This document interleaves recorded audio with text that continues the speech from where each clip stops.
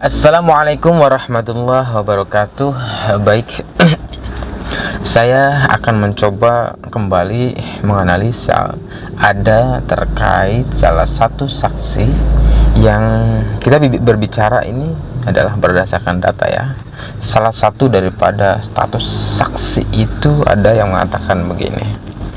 Yang pertama adalah mereka yang minta saya yang beresin sekolah, tapi mereka yang bikin ulah memojokkan AA. Asu katanya begitu ya.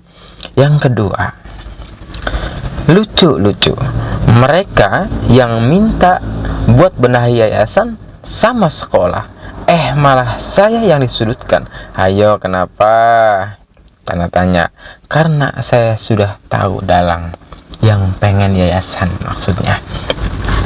Maka dari dua status ini akhirnya saya mencoba menganalisa bahwa sebegitu pentingnya adalah yayasan, sampai di antara saksi itu seakan-akan ada sebuah masalah yang memang seakan-akan juga ada keributan di sebuah yayasan, ada kemudian keinginan menguasai yayasan. Ini yang dugaan-dugaan yang berkembang kemudian setelah melihat daripada status itu.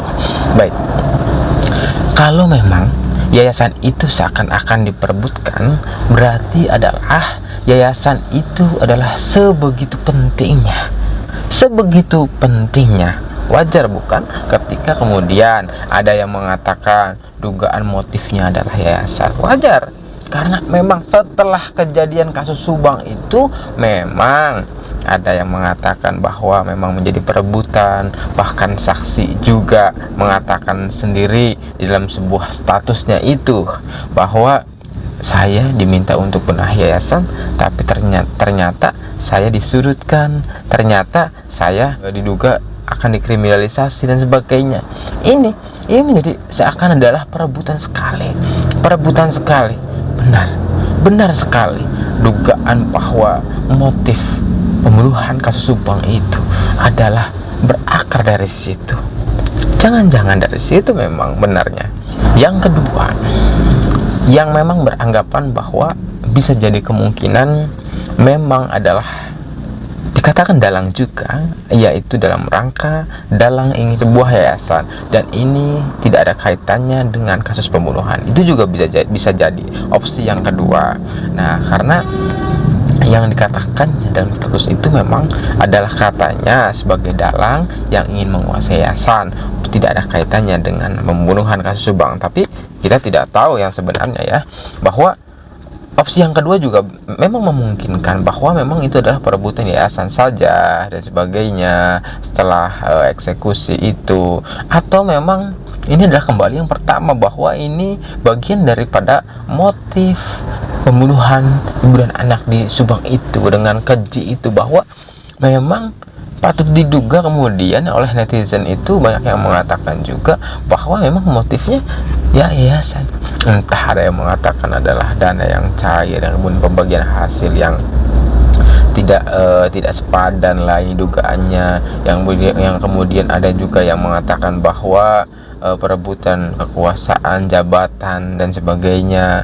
Juga ada yang mengatakan bahwa sakit hati lah, ada yang dipecat lah jabatannya dan sebagainya. Semua itu memang sebatas dugaan, tapi dugaan itu juga bisa memungkinkan ketika kemudian ternyata petunjuk, bukti, dan sampai ke alat bukti yang mengarahkannya kepada itu, sehingga bisa dikatakan adalah motif juga. Motif baik itu motif pembunuhannya maupun memang motif yang kedua tadi adalah hanya sebatas merebut kekuasaan dari sebuah yayasan saja. Nah, apakah dari sini kemudian yayasan menjadi prioritas? Jawabannya adalah ya. Prioritas untuk diselidiki lebih jauh, prioritas untuk diteliti lebih jauh, apakah yayasan ini adalah ada kaitannya langsung atau tidak dengan sampai pada eksekusi ibu dan anak itu. Butuh, dan ini adalah harus ditelisik lebih jauh oleh pihak kepolisian, dan kita akan selalu menunggu jawaban dari pihak kepolisian, dan kita akan selalu menunggu progres yang telah dilakukan kepolisian. Insya Allah ini adalah sebuah dugaan, hipotesa memang, tapi hipotesa yang insya Allah ini adalah menjadi sebuah petunjuk apabila diteliti lebih jauh, diselidiki lebih jauh, dan kemudian progres akan ditemukan, kemudian barang bukti petunjuk yang pasti akan ditemukan. Yang jelas progres itu yang kemudian kita selalu tunggu dari pihak kepolisian. Mudah-mudahan ini akan serius lebih lanjut oleh pihak penegak hukum, dan kita selalu menunggu mudah-mudahan sebelum 2 tahun, atau barangkali ini adalah kado menjelang 2 tahun eksekusi pembunuhan ibu dan anak di Subang itu.